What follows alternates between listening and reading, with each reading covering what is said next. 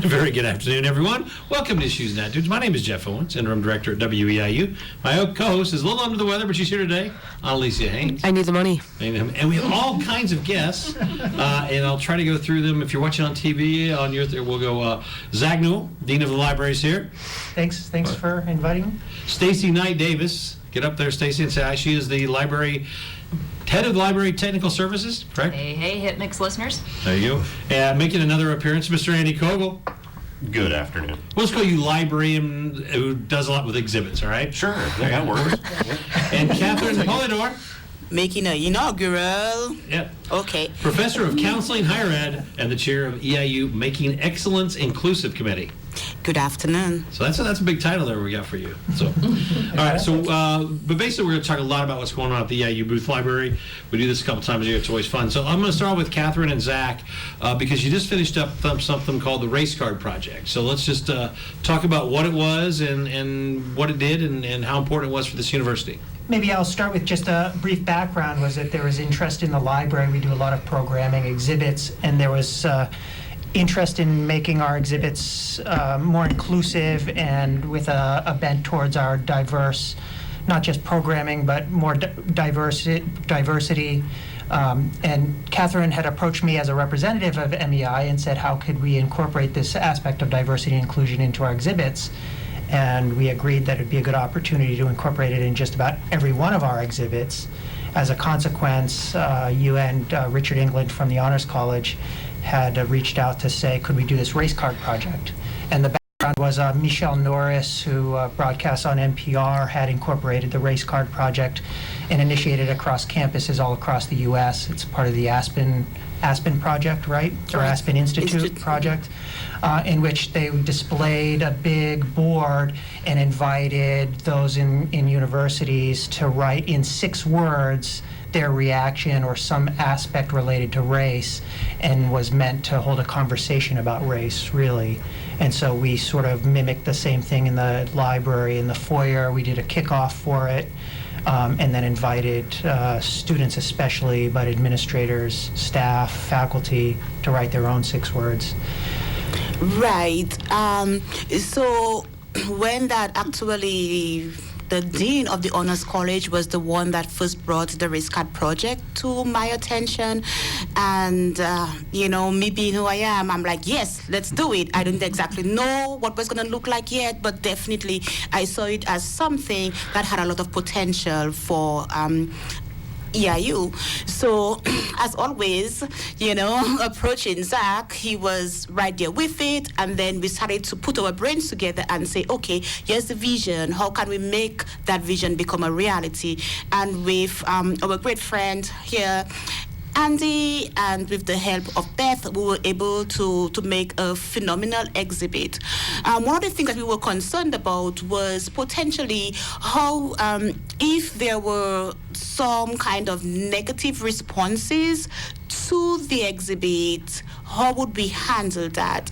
But then, after 6 weeks, I think that we can safely say that there was nothing that was particularly embarrassing or anything that was overly offensive. It seems like to me a lot of times when we're talking about race, it's not as much the negativity anymore. I think we've hopefully, knock on wood, gotten past that. It's just that people are sometimes a little apprehensive to get involved because they don't know how to start conversations. Were you helping in that kind of aspect to let them know how to communicate better? Exactly. So that was actually part of the purpose for bringing it here. And I did not know that. It's well, there you go. Give yourself a high five. Good job. So that was one of the things. It was to actually provide a safe space to have that conversation about race, and in the sense that unless somebody is, behind you looking at what you're writing, there was a certain level of anonymity to it, right? And then there was nothing that said you just have to do one thing. The only limitations, and not everyone actually followed that instruction, was that you had to limit it down to 6 words. So at least for me, when I was thinking about my 6 words, that was a challenge for me, right? And I am sure that perhaps some other people could say the same thing. Can we ask you what your 6 words were? Yes, absolutely. Yeah. My 6 words were an hour to the hair salon. And basically what that is for me as an African American woman living in a rural community, that me and my kids, male and female, typically we have to travel to the Champaign-Urbana region in order to get a haircut, or me, I have locks, to get my locks retwisted. My daughter, she wears braids sometimes to get her hair braided. So that is our reality as African Americans living in a small rural community. Okay.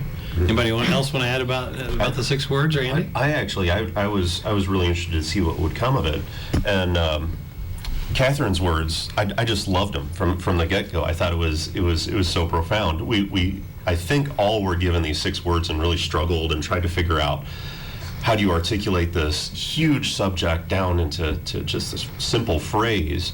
But as I was kind of facilitating the exhibit, and I came across Catherine's words, I thought, oh wow, how incredible and how informative for someone like me. I don't deal with these types of issues in these services, but here just a simple statement really opened my eyes to what a lot of folks in our community do have to deal with based on the services that are provided or not provided to their unique cultural identity. Did you have, what were some of the, now that it's over, have you thought about the results and gauged the success of the race car project? Anybody can answer?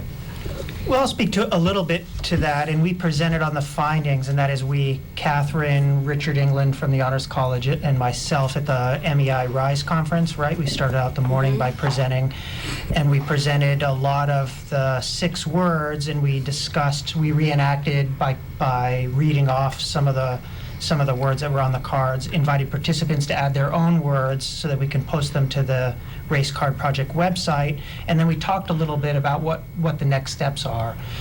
And in some of those, we got some feedback about making some more, what did they say? It was action items. How can we actually find solutions to some of these problems rather than just hosting conversations about it?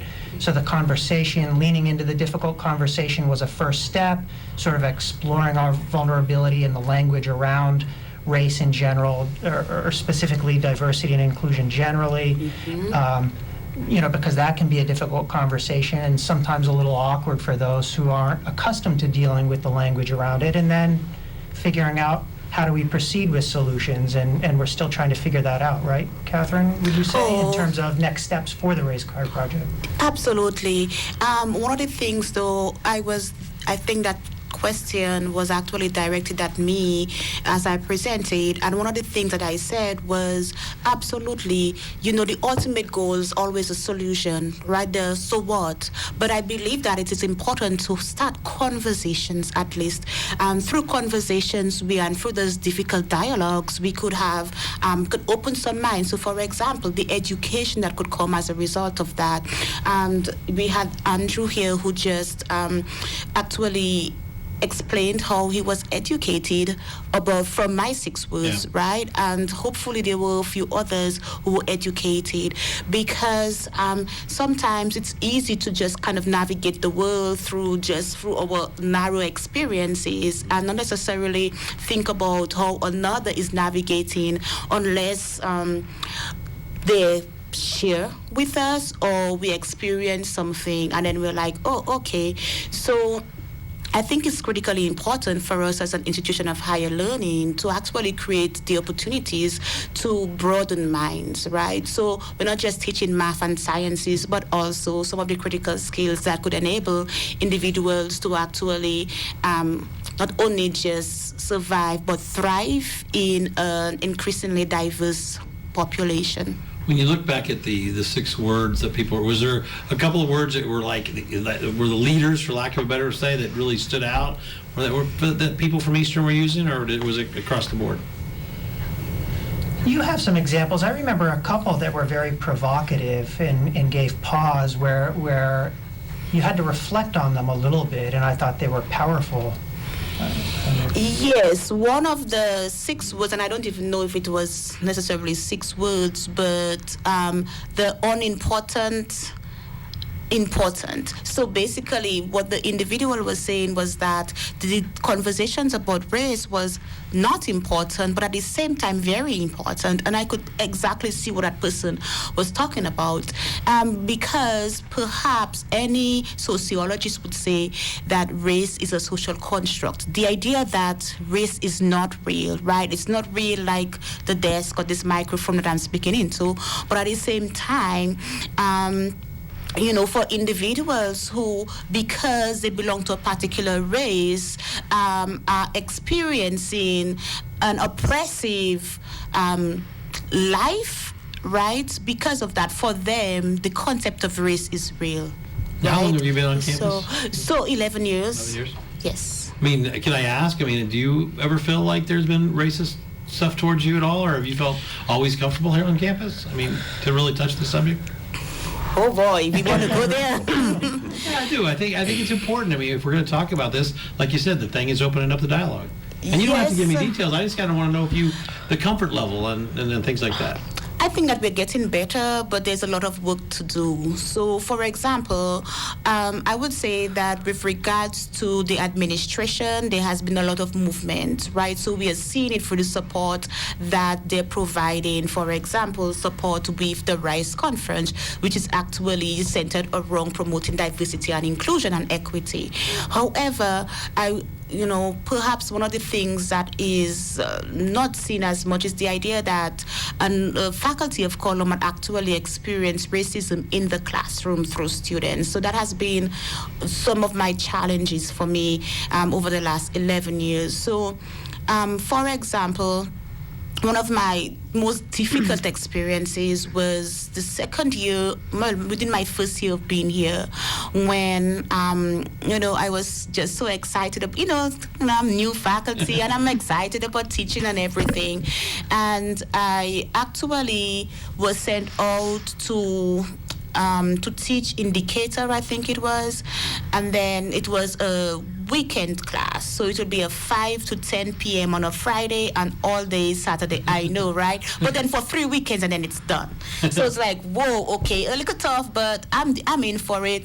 So I actually enjoyed the content of that particular class. It was graduate class, and it was more of a social psychology. So we are talking about everything: happiness and stress, and coping with stress, and interpersonal communication, and relationships, friendship and love. But there's also social thinking and social influences, and that's where the topic of prejudices and racism came up. But even prior to that, within 15 minutes of me meeting my students for the first time, there was this, someone asked me a really strange question, like, why is it that you're keeping us for until 5 o'clock? And I'm like, because that's what it says on my schedule, So, okay, I just thought that, well, perhaps the other instructors let them out, sooner, which is fine, but I have my own principle, and I don't necessarily do that.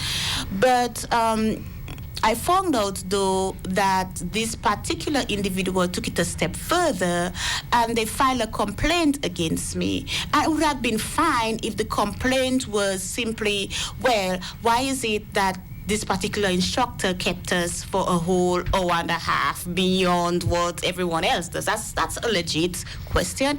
But what made it particularly hurtful to me, and hurtful to the point I went to my boss and I cried, was how the email was stated. And I remember it was since 2009, but I remember it. The idea that, okay, all right, I need to know how many hours of in-class is of face-to-face that it takes for a free credit hour class, because I just came back from Polydore's class, and I hesitate to call her doctor because it does a disservice to the field. And she pulls the race card in class, and by that I'm like, when did I do that? But okay. And she kept us in class. Oh my Lord. And if this wasn't my final class, I would have dropped the class, and I am not the only person that you're going to hear from. Well, guess what? It was the only person I can read your eyes on that. Yes. And then, so that was very hurtful. How did I deal with it? I spoke to my department chair. I cried like I expressed before. And I decided to write an apology. So the following weekend, I asked, okay, any questions, about the syllabus, about anything, any comments? Nope. Okay. They said, all right, I have one. So I read out my apology. So I apologized. If I used a race card, that wasn't intentional. And I apologized for keeping them, except that I said that I thought I was giving them their money's worth. If they paid for 8 to 5, then I was going to keep them for 8 to 5. I mean, we had lunch break and we had breaks in between, Yeah. So anyway, that was a particular weekend that we covered the topic about social thinking and social influence. After I apologized, a white male student, raised his hand and said, Dr. Polydore, I just want to commend you on what you just did because I know it was very difficult. During one of our breaks, another student came up to me and said, Dr. Polydore, I apologize on behalf of whoever, said anything about you. And then during another break, the individual who I thought wrote the email came up to me, apologized, said that they had grown up in a racist family and that they had misjudged me, and I just hugged them. That's a heck of a story. And it didn't look like you wanted to answer the story when I asked, but then that was, now you're smiling. So yeah, sometimes you had to get it out, right? That was great. Now we do need to get to a couple other subjects because that was good. Andy, you were going to do for all of the people, a century of citizen action healthcare reform exhibit. You guys couldn't find a longer title? Oh, yeah, exactly. This is one where I really take a second seat. In my capacity, I love being a facilitator with our exhibits and bringing them together. But Stacey, who's here today, is the real kind of brains behind this particular exhibit that Traveling Museum. Well, I never said you were the brains behind it. No, I've never been accused of that. But I like. Sorry, you set me up with the fastball there. I like to pretend, but yeah, it's been a fantastic series, and really, I'm really proud of the speaker series that we're able to put together, and Stacey is really the driving force behind that this semester, and I welcome her to her commentary. Yeah, for sure. Well, to be fair, we did not actually come up with the title. This is a traveling exhibit from the National Libraries of Medicine that has crossed the country multiple times. Lakeland actually had it at the same time we did, which was kind of nice for cross-promoting between the two schools. We did put together, as Andy said, a slate of speakers for this. We had a sociologist, Darren Hendrickson, open our program with the social determinants of health. We had a wonderful presentation from Faith Roberts from Carl Foundation Hospital talking about faith community nursing or parish nursing, how nurses can work within their churches to help keep their congregants, their church family healthy. Faith said that she always wants to see people in church instead of in the hospital, and I thought that was a really good tagline for the program. So if you'd like to hear more about that one, we have it recorded and on our YouTube channel as we do the rest of our presentations. Dr. Jeannie Ludlow did one on writing reproductive activism from abortion reform to reproductive justice, which I don't have much of a literature background. She went through several different eras of literature and talking about how abortion was worked into stories and poems going throughout history, and that was fascinating. It ended up with a graphic novel that was produced just a couple years ago. We have two more here. Dr. Sheila Simons did the HIV crisis in America for us, and that one's up on YouTube. The last one I have not yet edited, but within the next couple days we should have Dr. Kevin Anderson with Root and Branch, the Search for Healing Among African Americans. And that one, of course, kind of ties in with the race card. Dr. Anderson talked a lot about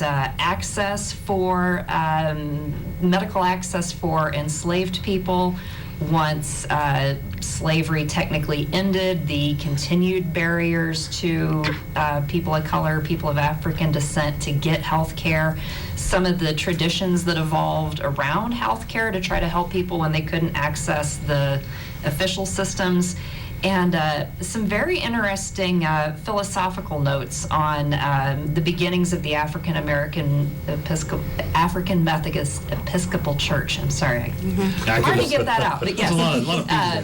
But basically, the founders of that church and how they believed in bringing the whole community up through being healthy. So a wide range of topics that wove together beautifully and also fit well with our race card project.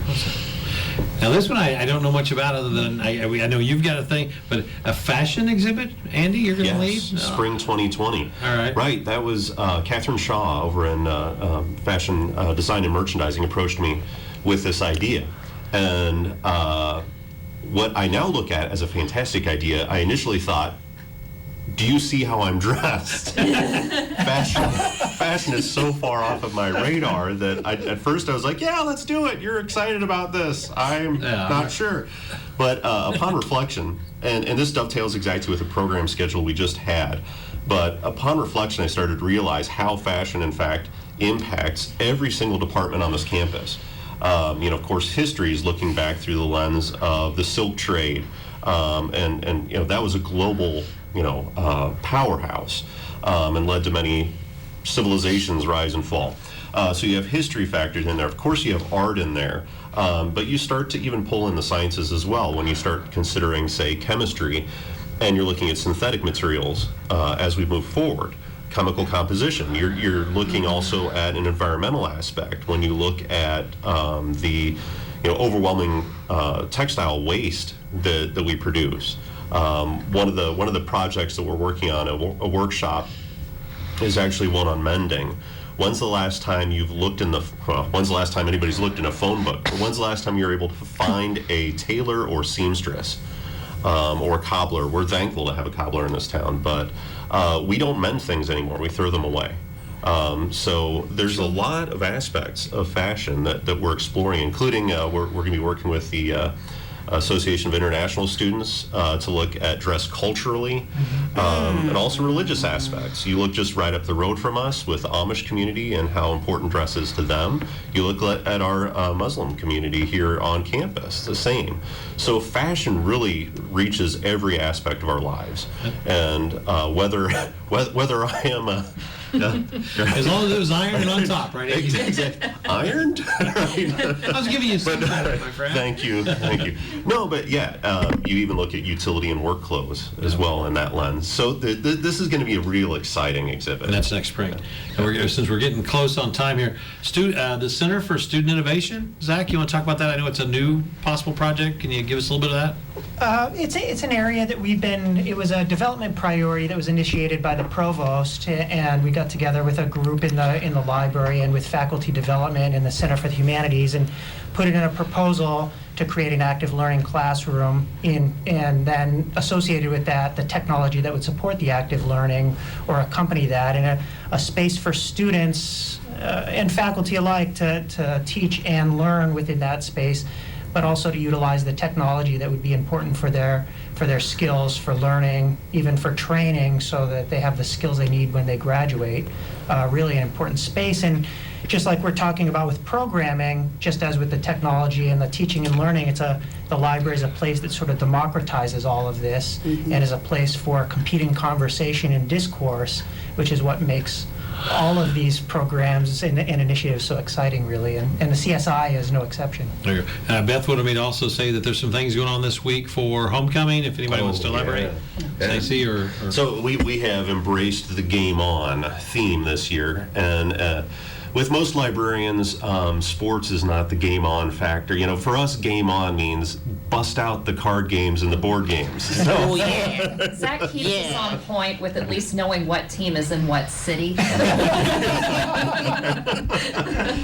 So yeah, naturally, we reached out to the EIU Gamers Guild, and are really excited to be partnering with them to offer both tonight and Wednesday night 7 o'clock in the library atrium, a couple gaming sessions. And they're going to bring over a lot of their favorite board games. We're going to have classics, but we're going to have a lot of modern games as well.